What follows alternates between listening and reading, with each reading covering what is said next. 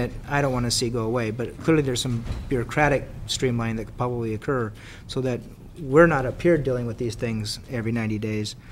And as Supervisor Pinch has mentioned, there's the part of the Board of Equalization and how most of that stuff's done before it gets to us.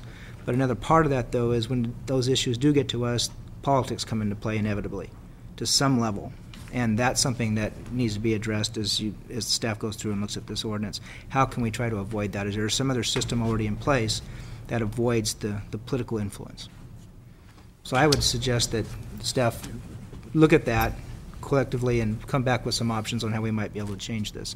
But don't lose the teeth in it, because I really do believe it's working. The wrecking yard over here on Lover's Lane is a good example and if anybody wants to see the pictures, they're in my office, literally from floor to ceiling, of what that was before and what it is now. So it does work. We just need to find out how to make it work even better. Thank you, Mr. Chair. Supervisor Colfax. When I first came on this job 10 years ago, one of my goals was to address the problem of abominable living conditions, abominable housing in Anderson Valley, where people were stacked in some rental units, where people were jammed into houses, so forth. When this particular item came before us, this particular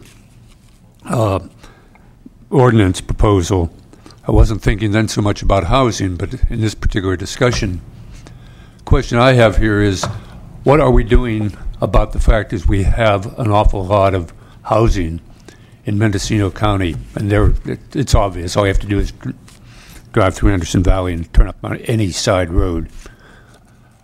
What about the housing here that is substandard and garbage, overcrowded, so on and so forth, that are essentially dumps that are being rented out to a particular population, largely Hispanic, who work in the vineyards, because it's the only housing that is available or the only housing that can be afforded? Are we going to be even-handed and go after those who own the properties that are rented out at, in some cases, at very high rents to people who don't make a lot of money in Anderson Valley, for example? Because this is taking me back now 10 years ago, because if we enforce the law with regard to substandard housing, we will be putting people out on the street. So far, what we're hearing about are people who own fairly large, we're talking about owners who are living in their own messes, as it were. But what about those who have houses that rent properties to people who live in conditions that are very clearly substandard?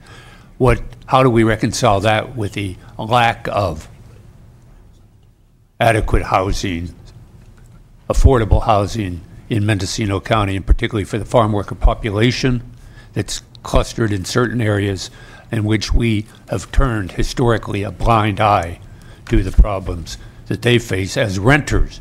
There's no way they can make their landlord or landlords provide them with a new sink, a new system, whatever, a garbage hauling and so on and so forth.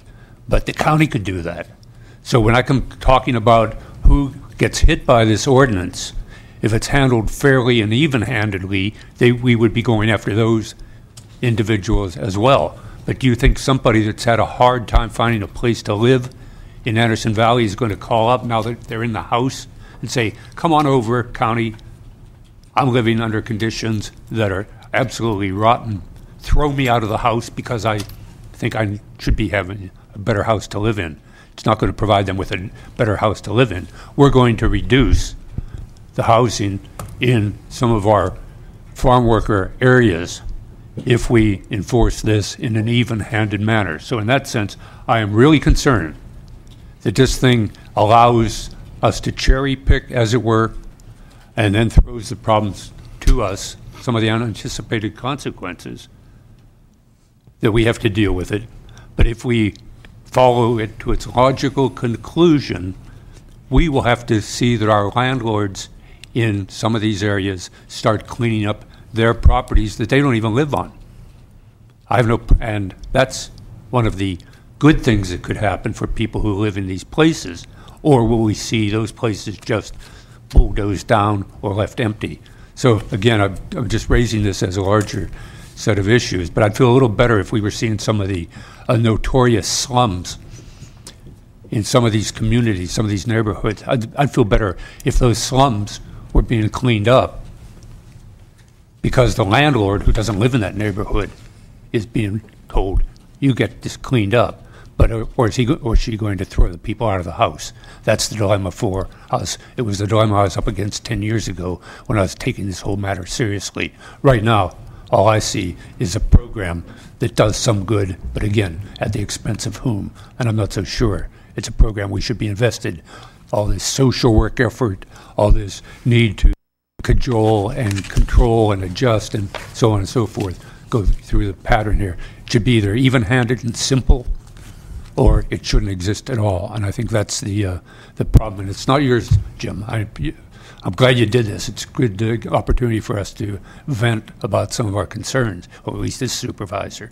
But on the other hand here, I think we may have created not a monster, but kind of a odd-looking kind of creature here, if it were to take some sort of semi-human form. Before I go to the CEO, Supervisor Delaware? Yeah, Mr. Chairman, in regard to